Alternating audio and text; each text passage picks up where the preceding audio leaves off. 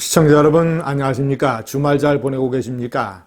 선거부정 논란에 대해서 다시 한번 말씀드리겠습니다. 제가 이것을 거듭 강조하는 것은 자유우파가 괴담에 휘둘리거나 근거도 없이 부정선거의 의혹을 제기하면 총선 결과에 불복한다라는 인상을 주고 좌파 세력뿐만 아니라 중도의 많은 국민들에게 신뢰를 잃게 됩니다. 우파는 절대 그래서 안 됩니다. 부정선거 의혹을 제기하려면 확실한 근거를 가지고 정말이지 이 정권의 목줄을 흔들 수 있는 이런 식의 공세를 가해야지 제대로 설명이 되지 않는 단순한 의혹 수준의 이것만 계속 제기를 하면 많은 분들이 이렇게 생각할 수도 있습니다. 의혹을 제기하는 것이 뭐가 나쁘냐. 철저하게 조사하고 끝을 봐야지. 일리 있는 말씀이기도 합니다만은 저는 그 의혹의 수준과 질량, 비중, 무게가 중요하다고 생각을 합니다. 때문에 제가 이것을 다시 한번 설명드리겠습니다. 적지 않은 분들이 계속 의문을 제기하기 때문에 자, 제가 전자개표의 절차를 말씀드리겠습니다.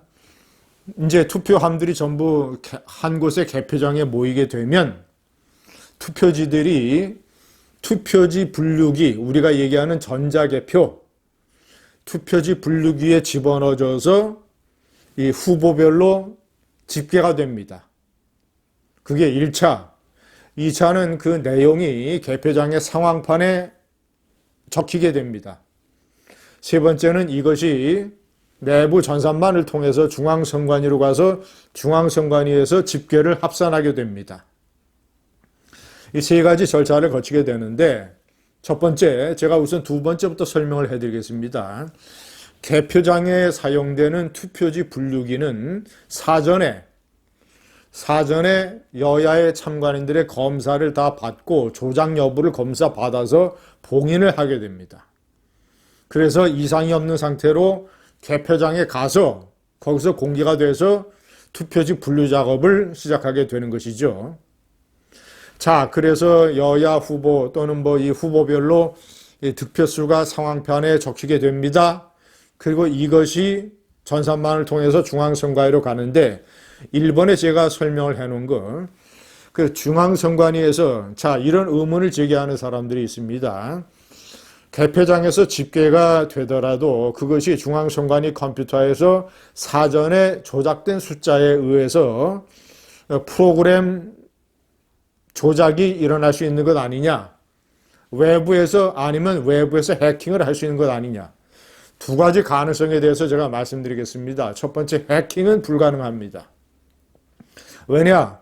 중앙선관위의 컴퓨터는 전산망은 외부와 연결이 되어 있지 않기 때문에. 자, 두 번째, 그렇다면 중앙선관위 내부에 선관위 직원 몇 사람이 짜고 사전에 숫자를 입력할 수 있는 것 아니냐?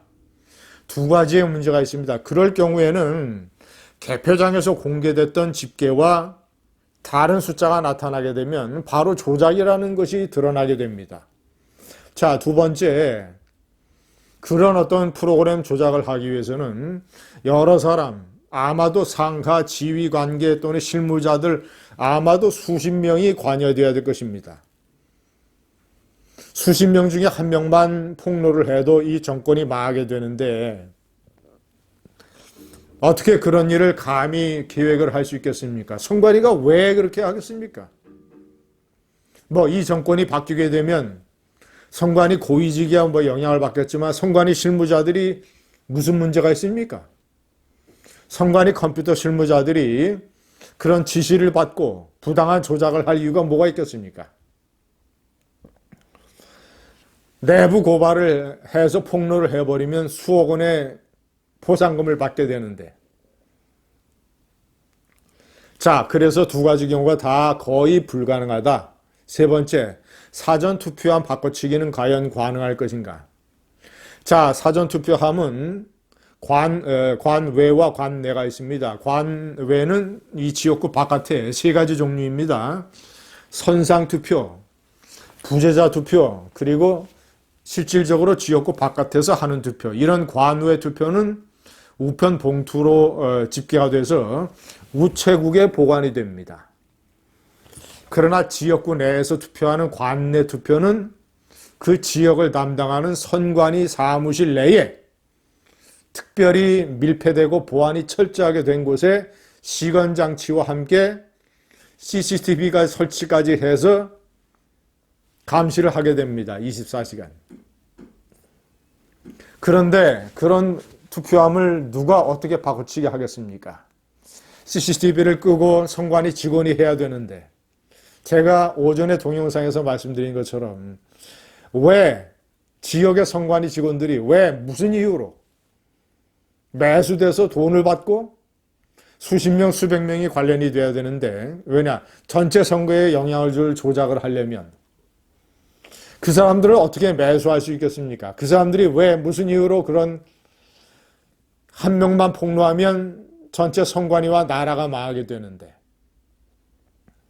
그래서 바꿔치기도 사실상 불가능하다. 자, 그렇다면 네 번째 얘기한 봉인지 교체의 의혹은 뭐냐?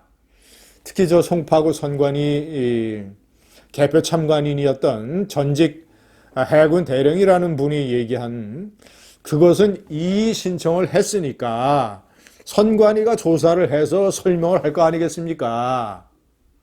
봉인지가 찢어진 것을 교체했다든가, 아니면 어떤 사정이 있었던 것인지, 아니면 필체가 다르다고 주장하는 사람의 주장이 틀린 것인지 선관위가 그 사람을 조사하고 해서 곧 발표를 할 거 아니겠습니까? 기다려보면 됩니다. 그러나 그 전에 말씀드린 대로 사전 투표함을 바꿔치기 하는 것은 현실적으로 어렵다. 자, 다섯 번째, 선거법에 명시된 대로 사전 투표지 밑에는 바코드로 선거구와 또는 날짜 이런 정보를 입력하게 되어 있는데 왜 QR코드로 했느냐? 선관위 관계자들도 처음에 선거법에 바코드로 했었는데 실질적으로 적용을 하다 보니까 QR코드가 훨씬 더 실효성이 있어서 QR코드를 그동안 사용했다고 합니다. 이것을 선거법을 QR코드로 고치려고 하는데 시기를 놓쳐서 지금 선거법을 고치지 못하고 있다고 합니다. 더군다나 바코드든 QR코드든 전부 다 쉽고 빠르게 인식되는 코드이고 개인정보는 하나도 들어가지 않습니다. 그래서 투표지가 조작될 이유가 없습니다. 여섯 번째, 가세연에서 제기한 12곳 지역구. 가세연의 의혹의 핵심은 이겁니다. 전국 253개 지역구에 이 후보별 이 관외자 투표와 관내자 투표의 비율을 조사하니까 해당 지역구의 후보마다 비율이 똑같은 경우가 12곳이나 생겼다. 이게 통계학상 가능한 일이냐. 이걸 우연이라고 설명하기에도 너무나도 희소 확률 아니냐라는 주장입니다. 그래서 사전투표가 혹시 조작된 것 아니냐는 의혹을 제기한 것이지요. 저는 가세연 연구소에서 가세연에서 많은 노력을 들여서 이런 식의 의혹을 제기한 것을 높이 평가합니다. 저는 인정합니다. 아주 재미있는 의혹 제기입니다. 그리고 중요한 것이고.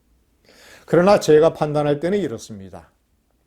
자, 어떤 지역구에 후보별 사전투표 지지율, 예를 들어서 A지역, B지역, C지역 12곳, 253개 전국 지역구 중에서 12곳, 12곳의 후보별 지지율이 다 똑같았다라고 한다면 정말이지 이거는 의혹이 있는 사전투표 의혹이 충분히 제기될 수 있는 이런 문제일 것입니다. 그러나 그게 아닙니다. 내용이 A 후보, B 후보, C 후보가 있는데 A 후보에게 투표한 사람의 사전투표 관외와 관내의 비율을 조사해 보니까 B 후보와 똑같더라.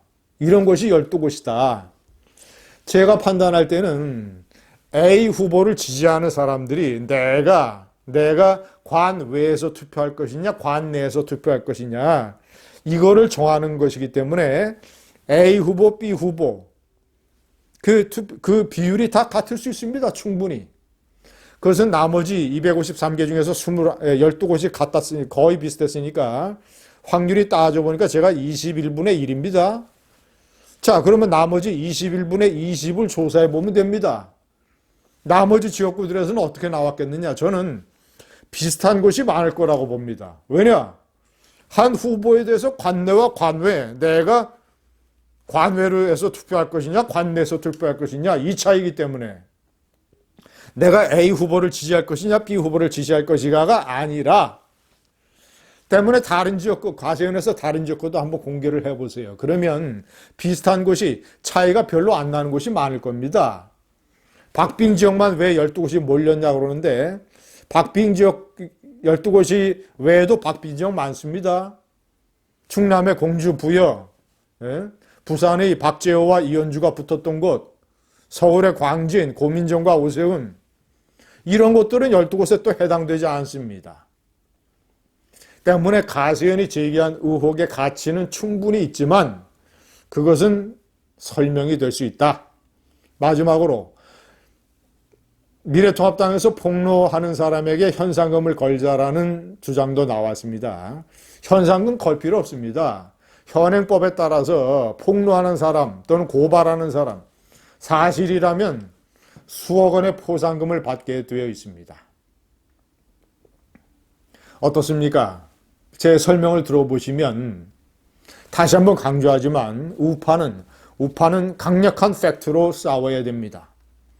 우파가 좌파를 선거 부정 측면에서 공격을 하려면 문재인 좌파 정권 3년의 폭정과 실정을 많은 국민들이 놓치게 만든 기울어진 운동장, 친여 언론, 선거 직전의 현금 살포, 이런 것들을 집중적으로 공격을 해야 됩니다. 감사합니다.